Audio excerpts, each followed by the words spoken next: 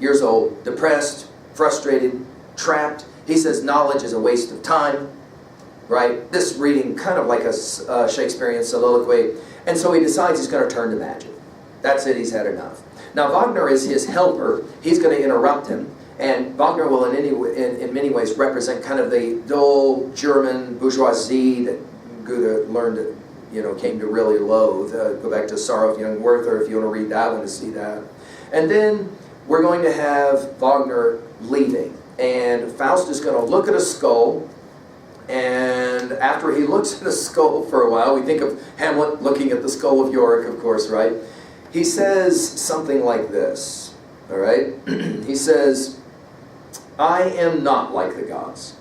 That feeling is rooted fast. I'm like the worm that works the dust, and living in dust, and by dust fed, is crushed and buried by the walker's tread. He continues as he thinks about the possibility of suicide.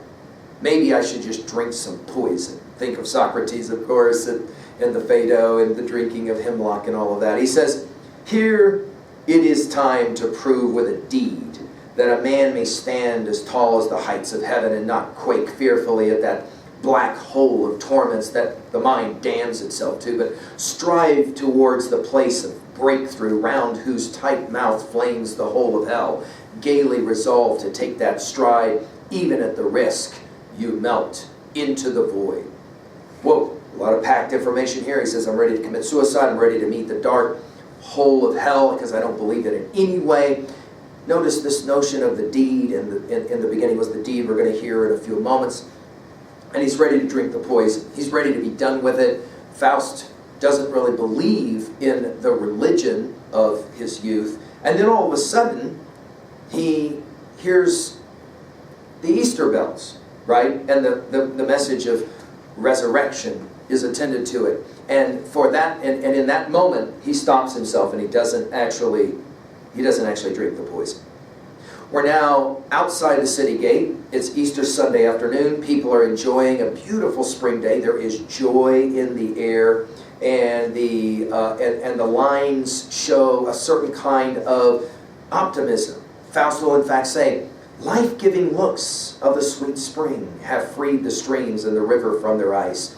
In the valley the happiness of hope is greeting. Old man Winter, declining into the harsh mountain, shifts his biding place. From where, retreated, he issues showers of icy grains that are powerless in sweeps across the greening meadows.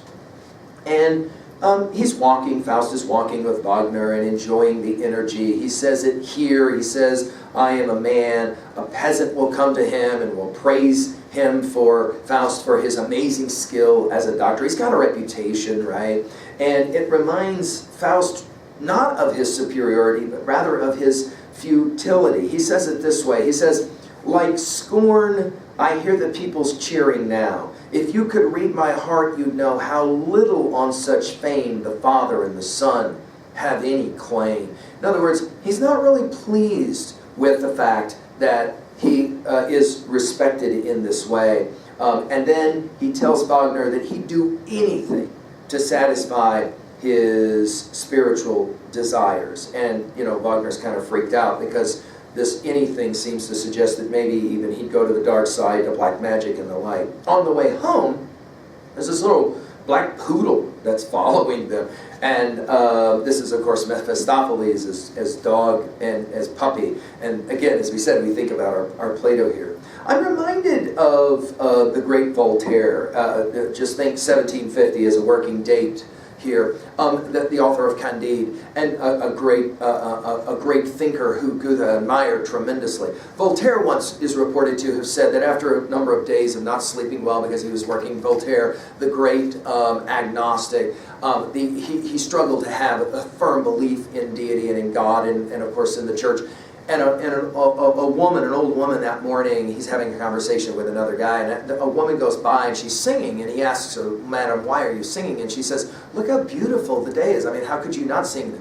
God has given us all of this. And she walks off, and Voltaire is, according to have said to his friend, that feeling of pure faith we will never know in our life. And you get a sense of this same idea here with Faust. We're back in Faust's study.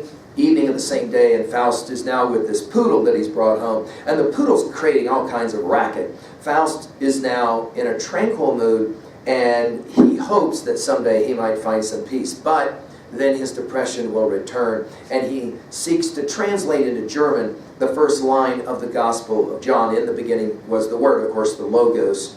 And as he gets ready to do this, he is working through trying to figure out what's the best rendition of this. And I'll read this for you because it's so much fun. He says, it's written, he says, in the beginning was the Word. I balk at that, he says. Who will help me onward? I cannot rate the Word so highly. I must translate it differently. Enlightened by the Spirit, I see written, in the beginning was the thought. Think again. And hard as this first verse. Maybe your pen was over hasty. Is thought the maker and the doer? In the beginning, so it ought to read, was power. We'll think of our study of Nietzsche. I write this down, but even as I do, I hear a warning that I cannot leave it so. The Spirit helps. Now I decide and write with confidence, in the beginning was the deed. And it's at this moment that Goethe's going to pronounce one of the central ideas. So put this in your notes. The romantic idea that action is the creative force of the universe. That's the most important thing. The dog then will turn into Mephistopheles. And he looks like a traveling scholar, and he will define himself as the spirit that denies, and they will begin to have some conversation back and forth, right?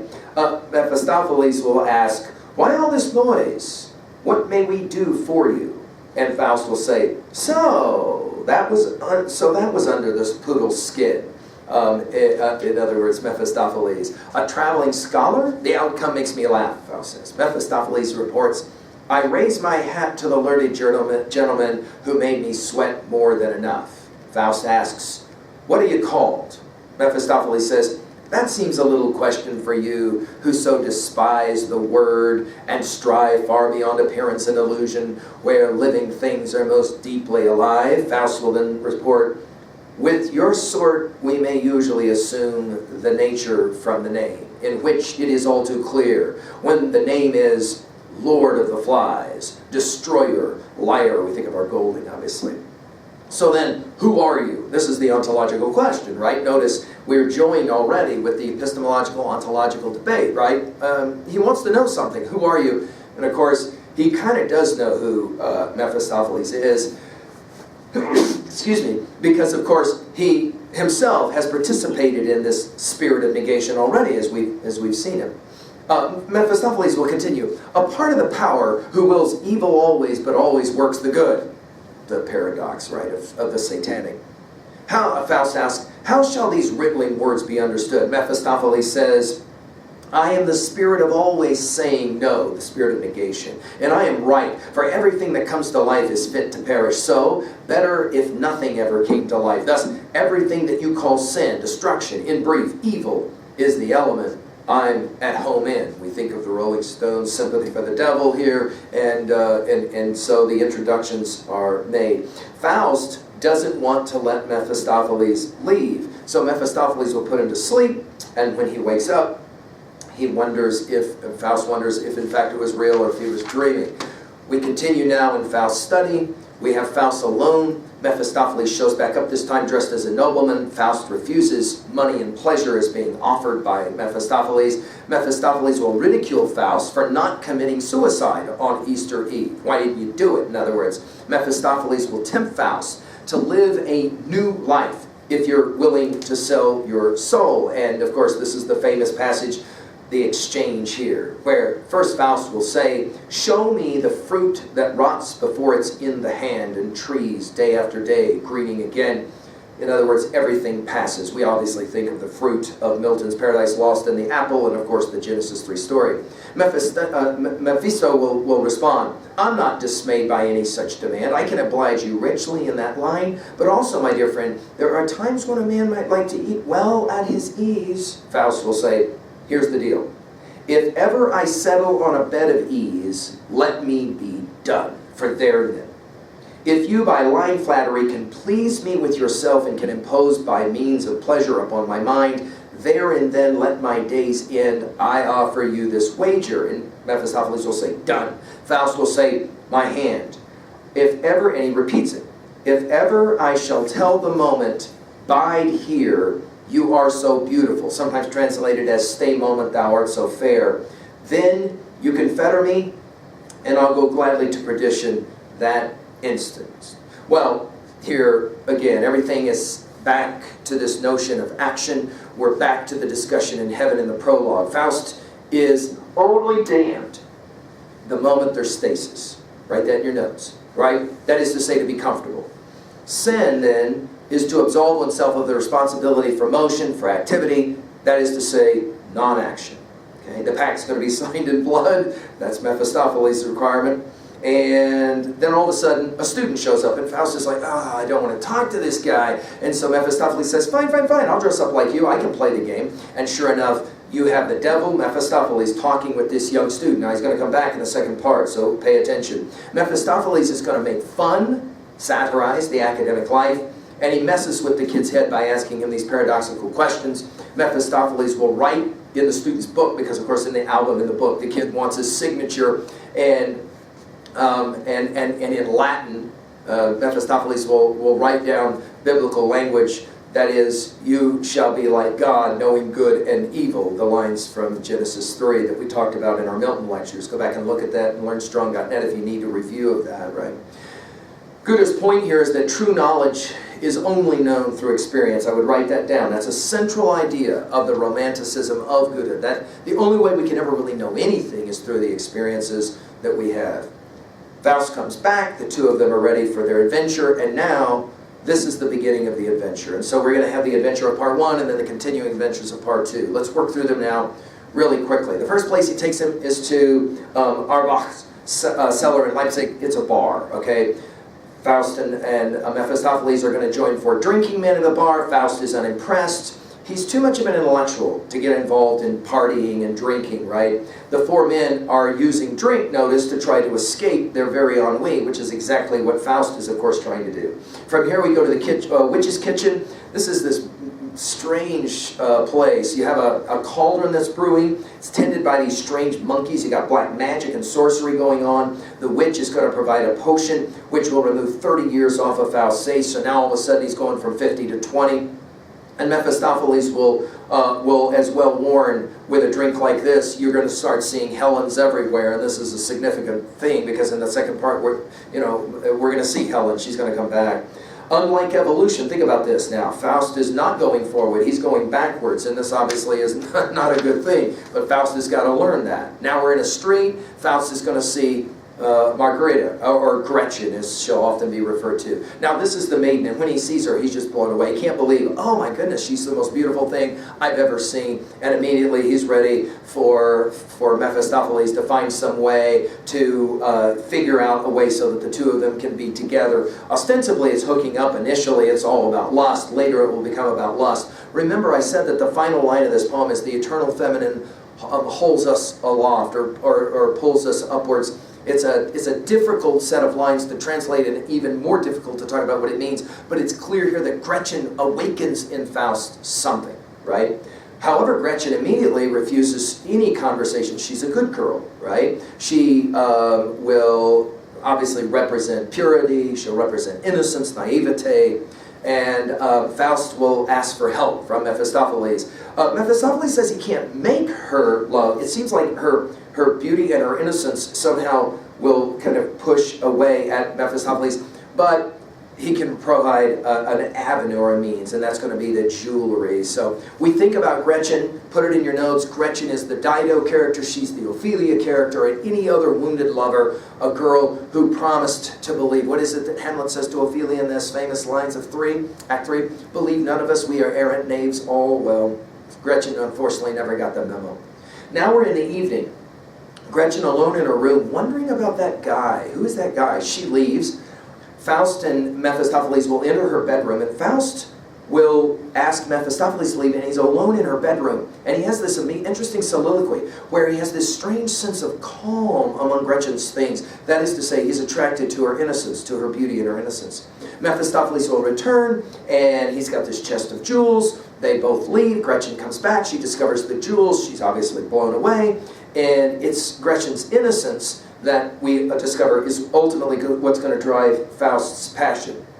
The next section is called The Walk, where Mephistopheles will tell Faust that Gretchen's mom has been given the jewels, and this will be Goethe's ability to kind of get a stab in on the church. We'll think about Chaucer and his attack on church hypocrisy. Go back to our lectures on Chaucer and the Canterbury Tales, especially the discussion with the partner and the partner's prologue and tale.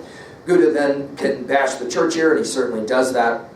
Faust asks for more jewels, right, which is in the end going to be proof that, you know, Faust is making a choice here to ruin Gretchen. He could have at this point said, you know what, I probably should leave Gretchen alone. Her mother is affiliated with the church. Gretchen's a good girl. I'm getting all these other messages that say I should probably not do this. Doesn't listen, and so we'll have the fall, obviously. The next passage is in the neighbor's house, where we meet Martha, who's this neighbor, Gretchen's friend. She's not the best of influences. Gretchen will tell Martha about the jewels, and that she hasn't told her mother, and it will be Martha that says, don't tell your mom about it. And then all of a sudden, Mephistopheles shows up. He invents this story about Martha's husband, and he says, I know your husband, he's dead, I watched him die. Mephistopheles will then arrange for Faust to come in to validate that, in fact, Martha's husband is dead. It's interesting the way Martha will respond. First she's upset, but then she's told he didn't leave her anything, and so all of a sudden she's like, let the scumbag die, I really don't care. That is the cynicism that Goethe is always trying to get to the bottom of. Some humans are just really, really darkly cynical, and Gretchen is not one of those, obviously. And Faust is obviously struggling between the two poles, right? Mephistopheles will then arrange for Faust to meet Gretchen in Martha's garden. As we said, gardens are going to play a big part in the story. And we then will see Gretchen's first step towards the moral collapse that's coming, right? Next, we're in a street. Faust with Mephistopheles. Faust will say, we can't lie about a man we don't know being dead. Mephistopheles says, you're a scholar, you lie all the time. You're a teacher, you lie all the time. You should have ease with it. Faust, of course, is losing here his sense of moral compass. And Mephistopheles' argument is that humans are just mammals. That's all that they are. And this will feed Faust's skepticism. Now, this is one of those interesting moments. Let's put it as a question. And I think it's a profound question. Are we born human, or are we rather born mammalian? And we choose to be human. And if we choose to be human, we can unchoose to be human. Are you serious? When would we ever unchoose to be human? Well, I don't know. How about Auschwitz as an example? So we're going to play a very similar game here. Mephistopheles is going to argue, dude, you're nothing more than an animal. Lie, cheat, steal, do whatever you can to get the thing you want. Faust is, though, not so sure about that. To Martha's garden, we go in the next part of the poem. Faust is going to meet Gretchen for the first time, and Mephistopheles will be trying to mess around with Martha. We got this amazing scene where we've got like a quartet that's happening, where you've got two walk on stage and will say some things, and then they'll walk off stage, and the other two as a pair will walk on stage. So you never get full discussions. You just get little pieces. It is truly, truly remarkable. It's like a Beethoven quartet, and later, of course, T.S. Eliot will write 4 quartets, and in some ways we think about that unity that's a part of this. Gretchen will tell Faust about her life, and especially her love for her baby sister. Mephistopheles and Martha are more crude in their conversations as they interrupt, and we find that Faust is quickly moving from lust to some kind of love for Gretchen, and she obviously is totally into him as well. Next, we move to a summer house. A few days later, Faust and Gretchen will kiss for the first time. Mephistopheles and Martha will interrupt them. Mephistopheles says that it's time for him and Faust to go. Gretchen will think about Faust as gentleman and whether he can really love her, but he won't let her walk. She won't let Faust walk her home because of Mama. Next, we're in a forest and a cavern. Here, Faust is in the woods. He's starting to have some feelings about his feelings, unsettled feelings about his feelings. He realizes he is relying on Mephistopheles to kind of, to kind of get him to do this thing. Sure enough, Mephistopheles shows up. He says, stop brooding, right? He says, I saved you from suicide. You only want sex, and you know that's what you want. And Faust is going to say, what must be, must be. This is an example, but clearly, obviously, this is an example of moral cowardice, right? And then we shoot back to Marguerite's room, to Gretchen's room, and the famous spinning wheel song, as it's often referred to, some beautiful lines of poetry. She will already begin to think about Faust and whether Faust is really legit or not. This is some of the best lyric poetry of Goethe, and it shows Gretchen is ready in some ways to be seduced. She says it this way. She says, I have no peace, but only pain. I'll never have peace ever again. Life without him is the grave to me. The whole wide world is a waste to me. My poor wits are all astray. My poor thinking is all in bits. I have no peace, but only pain. I'll never have peace ever again. Only for him do I look out. For no one else do I leave the house.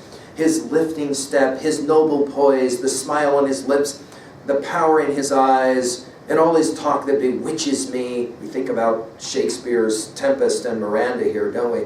How he takes my hand, how he kisses me. I have no peace but only pain. I'll have no peace ever again. Under my breast I ache to be held by him and him by me, and kissing him all, and how I will, and at his mouth lie slacked and still. It is beautiful poetry. It is, of course, tragic poetry as well. We know that Gretchen will, in fact, fall. We are in Martha's garden. Faust is with Gretchen in Martha's garden. Gretchen asks about Faust's religious views. Now think about the power of this. We're in a garden. We know our Milton. We know our Genesis 3 story. And of course the serpent, as the serpent enters the garden, right? And the